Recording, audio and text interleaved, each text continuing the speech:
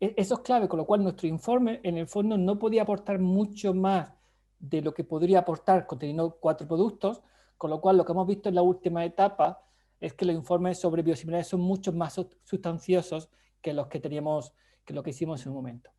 A pesar de esto, siempre muestro una pequeña frustración y algunas personas que han sido alumnos míos en algún curso, algún máster, siempre me han escuchado decir que durante la etapa que fui asesor de la Comisión Europea hicimos muchos informes, no recuerdo tantos, hicimos uno, por ejemplo, sobre acuerdos de pago por resultados, y eso me permitió hacer muchas presentaciones. Y siempre tiene una pequeña frustración porque, a pesar de que este informe sobre biosimilares nos supuso mucho trabajo y creo que fue bastante innovador, creo recordar que en todo este tiempo solamente he recibido 2 o 3 invitaciones para hablar de biosimilares, cuando yo creo siempre que ha sido un tema clave en las políticas de sostenibilidad de los sistemas sanitarios. Ya veíamos un poco lo que iba a pasar con ese informe de biosimilares. Es que básicamente, por las características de los sistemas nacionales de salud, el hecho de la penetración de medicamentos biosimilares iba a ser totalmente distinto un país comparando los países. Esta foto, que es 2010, con 4 productos biosimilares, posiblemente será muy calcada a lo que estamos viendo actualmente. Mucha heterogeneidad en el acceso a los medicamentos biosimilares en el año 2010 y mucha heterogeneidad en el año 2020, con lo cual no ha cambiado nada, aunque sí hemos mejorado algunos aspectos. Y ya decíamos en el año 2011 que realmente los biosimilares tienen bastante probabilidad de convertirse como un instrumento que puedan bajar el coste de los productos biológicos. Lo decíamos en el 2011, lo decimos en el 2020, y lo que es importante es que esa promesa se concrete en una realidad. Y lo que decíamos en el 2011 es que realmente en aquella época, insisto, solamente 4 productos biosimilares, no había evidencia de realmente de cómo iba a funcionar el producto biosimilares, porque realmente ya dejamos claramente visto que el potencial de ahorro en relación al posible descuento entre un biológico y un biosimilar iba a ser totalmente distinto. Con lo cual, lo que ya anticipábamos es que si con los medicamentos genéricos se podía conseguir un 85%, un 95% de descuento, en los biosimilares iba a costar más. Lo importante de ese informe es que se enmarcaba como una respuesta a un instrumento político técnico que se llamó el High Level Pharmaceutical Forum, que venía un poco a plantear encima de la mesa, y muy parecido al que hemos visto ahora en 2020, cuál era lo que era recomendable para los países. Yo creo que es importante aquí resaltar una cosa que a veces a muchas personas no les queda claro, y es que la Comisión Europea, la Unión Europea, no tiene competencias en políticas sanitarias. Las competencias en políticas sanitarias, sobre todo en políticas de regulación de precios, corresponden a los Estados miembros. Lo que la Comisión puede hacer, en este caso, es un conjunto de recomendaciones, pero no tiene competencia directa. Y en este caso, una recomendación tenía que ver con la recomendación número 9, que era uso óptimo de los recursos sanitarios, y venía a decir que en este caso, estamos hablando de 2008, muy pocos biosimilares en el mercado, lo que se tenía que hacer es mejorar el conocimiento y la experiencia en el uso de medicamentos genéricos y, por tanto, de medicamentos biosimilares. Pero también hay que recordar, y la gente que lleva mucho tiempo trabajando en el ámbito de la industria farmacéutica, en aquella época, 2009, 2010, 2011, hubo una investigación por la Dirección General de Competencia sobre el sector farmacéutico. Posiblemente ya ha pasado mucho tiempo, yo que en aquella época estaba por allí, recordaba un poco que se resaltó, y la Comisión Europea puso algunas multas en que había evidencia de que había cierto obstáculo a que ciertos medicamentos genéricos en el mercado por parte de algunas compañías. ¿Vale? ¿Por qué vengo a colación esto? Vengo a comentarlo porque si miramos el informe de la estrategia de farmacéutica para Europa que se presentó la semana pasada, venía un poco a resaltar eso. Si, como decía Patricia en la presentación, como ha comentado Pepe también, es importante que haya competencia en el mercado, lo que tenemos que permitir básicamente es que se aplique la norma de competencia. Y demostrar en todo momento, este informe viene a resaltarlo, es que las empresas permitan una competencia real. Si no, como hemos comentado anteriormente en el informe que presentaba Patricia, en el Plan Estratégico para España, si no permitimos que haya competencia, realmente los precios de medicamentos biológicos nunca bajarán. Eso fue hasta el año 2011. Y hubo un tiempo en el cual se dejó hablar mucho de biosimilares, hasta que llegó este informe se lo publicó un organismo, un centro de investigación de Bélgica, que yo tuve la oportunidad de ser uno de los revisores, en el cual planteaba unos aspectos muy importantes que yo creo que, aunque son del año 2013, están muy en vigor, y cuáles son las principales barreras que nos hemos encontrado para que haya un fomento de los medicamentos biosimilares. Y de hecho tiene que ver mucho con lo que los anteriores ponentes han hablado: falta de información, falta de buen conocimiento, falta de confianza, temas de los precios, falta de competencia, etcétera, etcétera, etcétera. Con lo cual, los problemas que se identificaron en el 2013, vemos que todavía en el 2013, en el 2020, no se han acabado. De hecho, os preguntaría, una pena que no estemos allí, porque me gustaría ver vuestras caras, es cuántas campañas desde el año 2013, que ya se identificó esta barrera, hasta el año 2020, cuántas campañas de sensibilización sobre los biosimilares habéis conocido. Yo no he conocido ninguna, con lo cual vemos que ya se ha visto un problema, pero hasta 2020, con este plan, no ha habido una campaña muy activa en muchos países, no solamente en España, para el fomento de medicamentos biosimilares. Pero este informe no solamente decía cuáles son las barreras, este informe también señalaba cuáles son las ventajas. Y en este caso se ponía un país como país de referencia de éxito en el año 2013, que sin duda ahora, en el año 2020, no es el país de referencia. Ya anticipo parte de mis conclusiones de esta presentación. Los países de referencia para los medicamentos biosimilares son los países nórdicos, ¿vale? Pero ¿por qué Alemania en aquella época, 2013, tenía bastante éxito? Porque tenía compras conjuntas, tenía capacitación para los pacientes, tenía lo que se llamaban prescripción cuota, es decir, los médicos tenían una cuota de prescripción de biosimilares, se adoptaban biosimilares en algunos centros de investigación, etcétera, etcétera. Y además, aparte, otro elemento muy importante, en Alemania había una cultura de aceptar los genéricos, ¿vale? Eso es importante. Y otra cosa que no estaba en el informe, y yo lo digo, Alemania ha sido un país referente en política industrial de biosimilares, con lo cual si tú notas que en tu país produce biosimilares, también tienes una tendencia a sentir más, digamos, cariño y respeto por los medicamentos biosimilares. Ha pasado el tiempo, 2017, y ya hemos visto que algunas de las diferencias que ya detectamos al principio, los propios reguladores la han incorporado. Por ejemplo, Patricia lo explicó al principio, nuestro sistema de precio de referencia, nuestro marco de precio de referencia es distinto para genéricos que para biosimilares. Pero no solamente en España, sino en el resto de Europa. En el resto de Europa, cuando tenemos un sistema de precio de referencia, la bajada del genérico es mayor que a un biosimilar, como comentamos nosotros en el informe que hicimos en el 2011, básicamente porque las características de los productos son distintas, ¿vale? Con lo cual, si cogemos estos datos de algunos países europeos, vemos que los genéricos se les pide, cuando entran en los precios de referencia, que bajen un 30, un 40 o un 50%, cuando entra un biosimilar se le pide que rebaje un 10, un 20 o un 30 como máximo.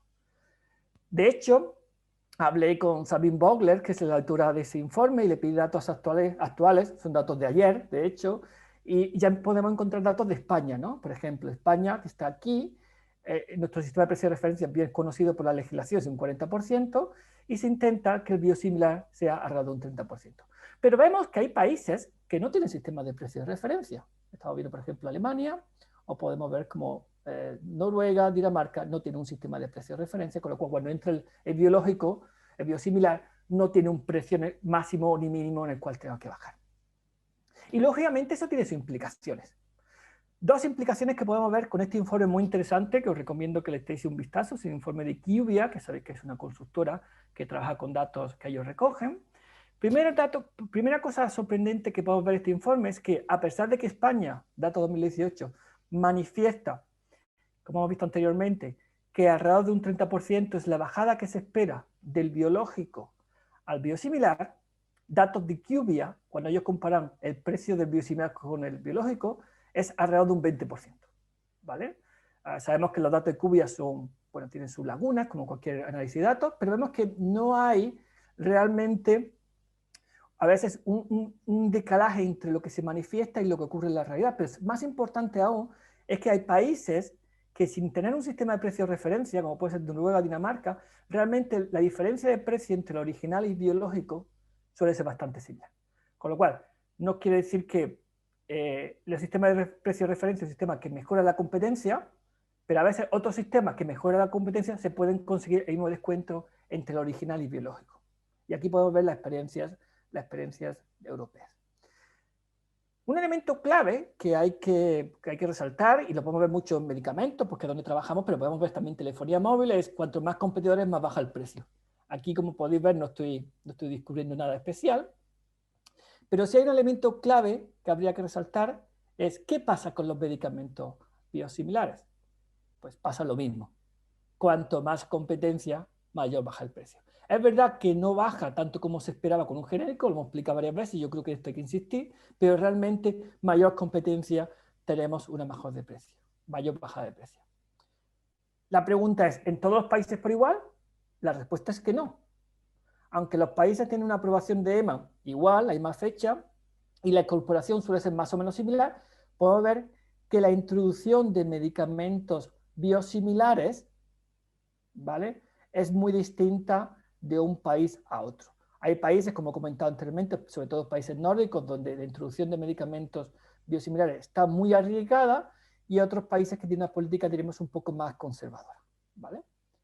Con lo cual podemos ver realmente este decalaje que he comentado anteriormente entre los distintos países y sus distintas políticas. Segunda pregunta que tenemos que hacernos es, ¿eso no ocurre solamente a nivel europeo? Como le hacía la pregunta a Patricia, la directora general de Cartera Básica, no es un tema de diferencias entre los países, que muchas veces tienen que ver determinadas por la diferencia de las características del sistema de salud, sino que esas diferencias las podemos ver en España. Hay comunidades autónomas, Castilla-La Mancha, Andalucía, Asturias, con un alto porcentaje de medicamentos biosimilares, y tenemos otras comunidades autónomas donde el uso de biosimilares casi es, en algunos casos, puede ser hasta anecdótico, ¿no? La pregunta es, y va por la idea que le planteaba Patricia, es si se va a hacer una especie de comunicación de buenas prácticas para que haya un mayor equilibrio entre las distintas comunidades autónomas en España. Este informe, que también recomiendo su lectura, algo extensa, hay que reconocerlo, 350 páginas, es el informe de IRES, que incluye datos muy interesantes sobre el consumo de biosimilares en España. Pero otra cosa que es importante y que creo los anteriores ponentes también manifestaron, no todos los biosimilares o no todas las moléculas son iguales. En el ejemplo que hemos puesto anteriores, hemos visto que hay un conjunto de moléculas, en este caso estoy resaltando infliximab, que por una serie de características que yo por mi perfil no clínico no puedo manifestar, pero han tenido una incorporación más rápida que otros biosimilares. Con lo cual no solamente podemos tratar a todos los biosimilares por iguales, sino que tendríamos que hacer posiblemente alguna política de biosimilar, y lo dejo para la mesa de debate, estratégica según la área terapéutica. A lo mejor hay que hacer una política de biosimilares para oncología y otra política de biosimilares totalmente distinta para reumatología. Lo dejo para el debate. Lo cierto es, como nos gusta compararnos, sobre todo para ver cómo quedamos, es cierto que cuando hacemos una foto fija, y este es un informe que publicó Biosyn, creo recordar, la semana pasada, no salimos muy mal en la foto, ¿no? De hecho, en algunos medicamentos estamos, como diremos, como la media europea, en otros estamos más altos o muy próximos a muchos países europeos, y en otros tenemos un amplio margen de mejora.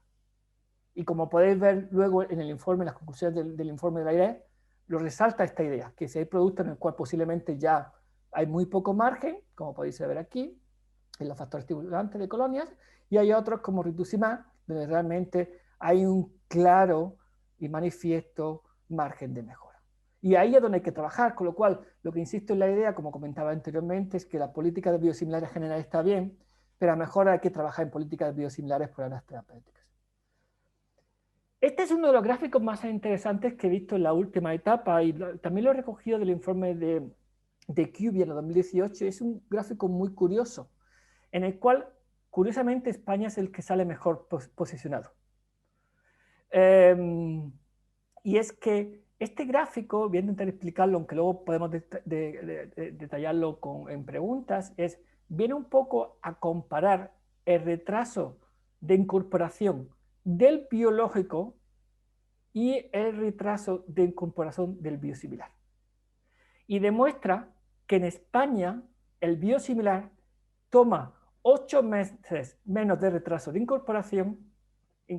Cuando hablamos de retraso de incorporación es desde la aprobación de EMA hasta la primera prescripción, menos que el original.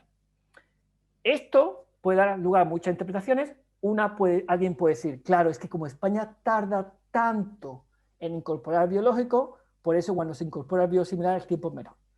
Sea como fuere, y no da tiempo al debate extenso con la presentación que tengo, esta es una buena noticia, porque en el fondo parece que los biosimilares en España se están incorporando mucho más rápido que los biológicos. Insisto, con las distintas lecturas que podemos hacer. Otro elemento que tenemos que tener en cuenta no solamente las distintas áreas terapéuticas, sino el lugar de dispensación y de gestión, ¿no? Hemos visto que aquellos medicamentos que se dispensan en el ámbito hospitalario, que son la mayoría, realmente podemos ver que la penetración es muy rápida, esto es Noruega, etcétera, etcétera, podemos ver este medicamento cómo se incorpora muy rápidamente, infliximab. En cambio, aquellos medicamentos que se dispensan a través de la oficina de farmacia, su nivel de incorporación como biosimilares es menor. Pero eso no solamente lo hemos visto en Noruega. Si vemos el informe del ministerio que comentaba Patricia esta mañana, o el informe, vemos realmente que un mismo medicamento, en este caso insulina, que se puede dispensar en una oficina de farmacia o que se puede dispensar en un hospital, el margen de dispensación de biosimilares es menor en la oficina de farmacia que en un hospital.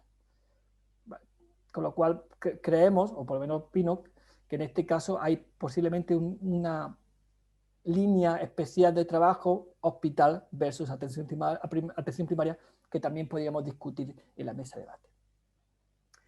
Otro elemento clave que hemos visto en las distintas experiencias internacionales es cómo hacemos el concurso público.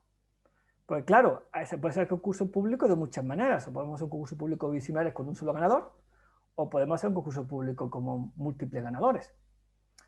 De hecho, la experiencia en este caso de los países, de este caso Suecia, con lo que llaman County Council, que correspondiera básicamente, Suecia, con lo que corresponde realmente a las comunidades autónomas, vemos que cuando hacen concursos públicos con múltiples ganadores, se consiguen mejores precios que si hay un simple ganador, ¿vale?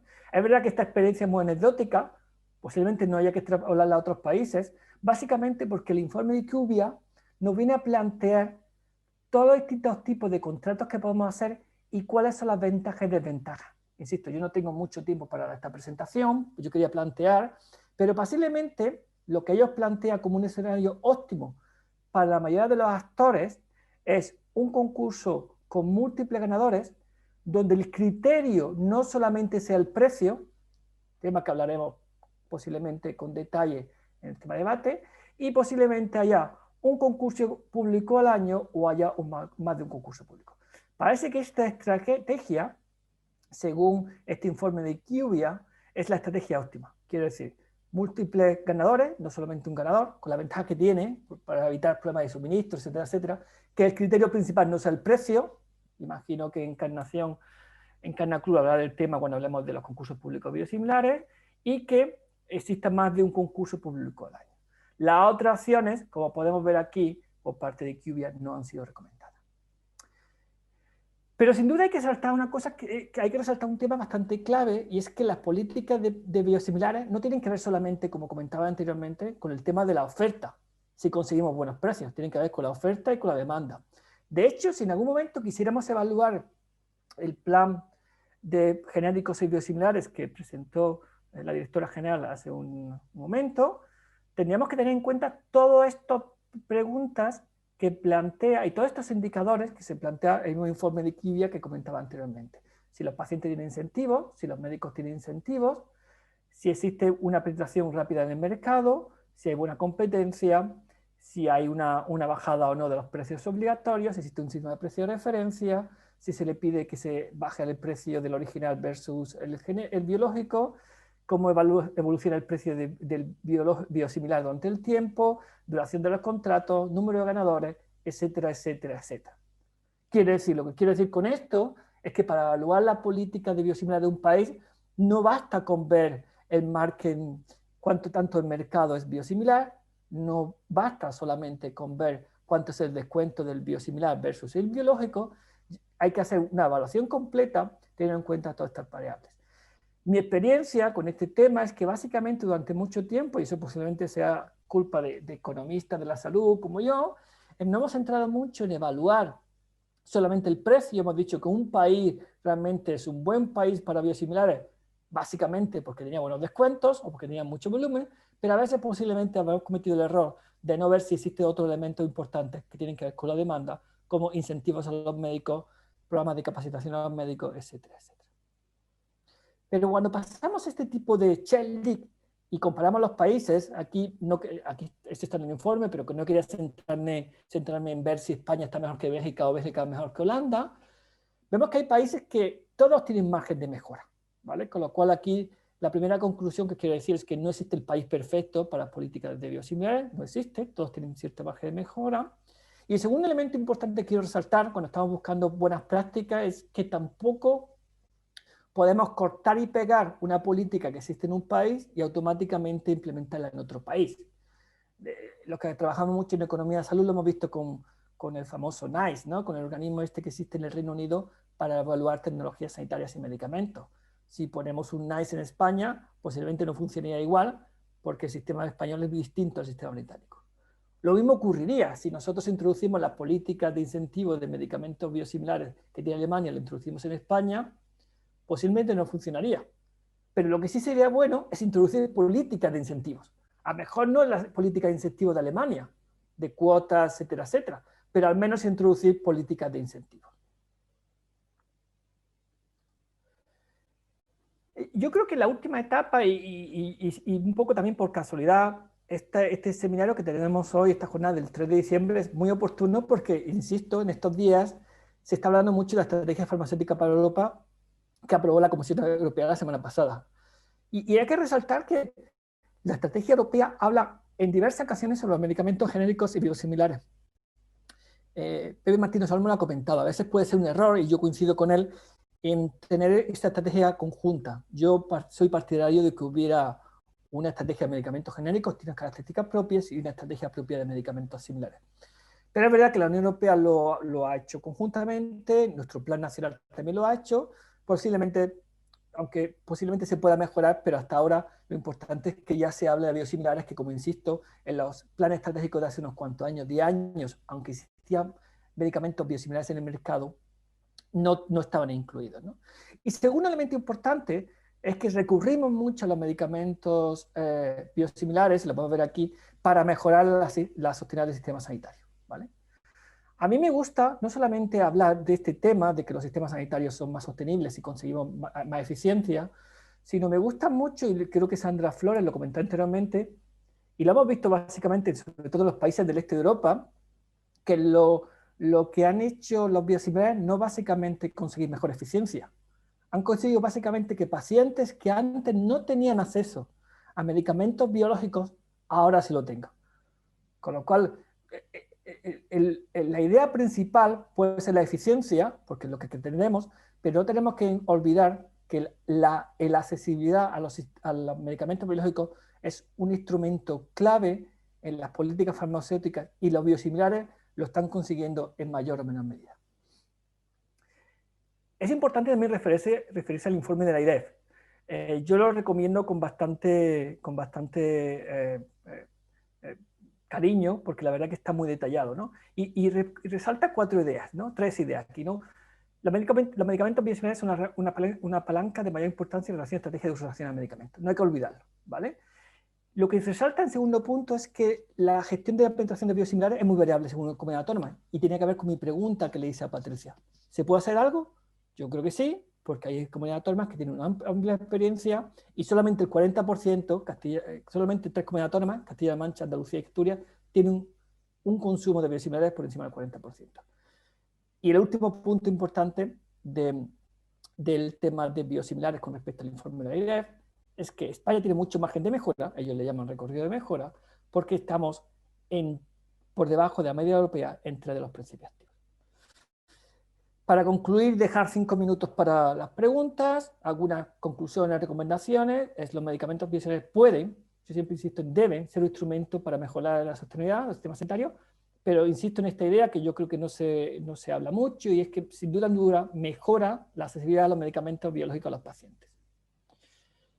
Una segunda idea que ya lo dijo la Comisión Europea en el año 2019 y Patricia lo comentó anteriormente, es que con la competencia de los biosimilares no solamente conseguimos unos precios más bajos, sino, como dice la Comisión Europea, también se actúa como una fuerza disciplinaria, me gustó mucho utilizar ese concepto, que obliga a las empresas fabricantes de medicamentos originales a seguir innovando, ¿vale? Con lo cual los biosimilares lo que realmente permiten es no acomodarse a los innovadores para que permitan sacar nuevos medicamentos.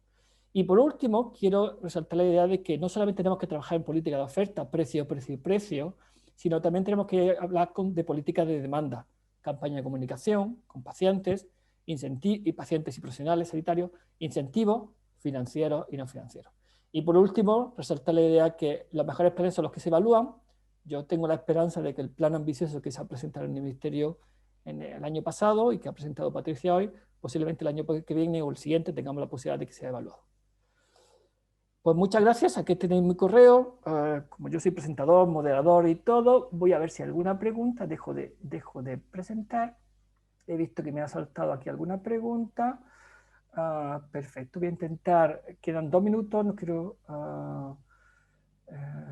vale, a ver, me gustaría conocer el papel de la sociedad científica en este campo, en la jornada de Biocin, el papel de la sociedad científica es clave, pero tiene que ver mucho con el tema de la comunicación que he comentado anteriormente y del conocimiento. A mí una cosa que me sorprendió, ya no tanto, pero hace unos cuantos años, cuando hice el informe del año 2011, es que muchos colectivos científicos no conocían que era un biosimilar, ¿vale? Con lo cual yo creo que es importante que se conozca los detalles que ha explicado Sandra, las características de intercambio, del switch, naive, etcétera, etcétera, y explicar un poco la experiencia como los países nórdicos, que hay una experiencia de switch bastante frecuente y no hay ningún tipo de efecto adverso. Me preguntan otra pregunta, me quedan 1 minuto. En la jornada Biocin de la semana pasada comentaron que en el Reino Unido la política de producción de biosimilares pone como uno de los objetivos la penetración de biosimilares de un 30% en los 3 primeros meses y un 80% al año de su lanzamiento. ¿Qué otras políticas concretas favorecer en Francia, Alemania, Italia, etcétera, etcétera? ¡Wow! No es que no quiera responder a esta pregunta, pero ya en detalle me llevaría mucho tiempo y me queda 1 minuto y no os quiero robarle. Tengo mi correo, tenéis mi correo ahí que le he puesto en la presentación. Si os parece, como tengo algún informe que detalla esas distintas políticas, os lo puedo explicar por correo y posiblemente lo que tenga que hacer el año que viene es ponerme un poco más de tiempo para explicar las características de cada país. Veo que hay más preguntas, me alegro bastante. Y bueno, voy a dejar de compartir, ya voy a dejar de compartir y yo creo que es el momento de empezar la mesa de debate, ¿vale? Pido disculpas por no tener tiempo. Aquí me piden mi correo, lo voy a poner de nuevo. De hecho, voy a poner uno que tengo, Jaime Spin, lo pongo aquí para la gente que tenga preguntas. Y así pasamos a la mesa de debate, Jaime Spin, Lucia.es. Perfecto. Mi compañero Jaime Spin.es, juntaandalucía.es, mi compañero José Luis Martín de la escuela acaba de poner el código de verificación, segundo y último código de verificación para conseguir el certificado. Y si os parece, puntual como teníamos previsto, empezamos la mesa de debate.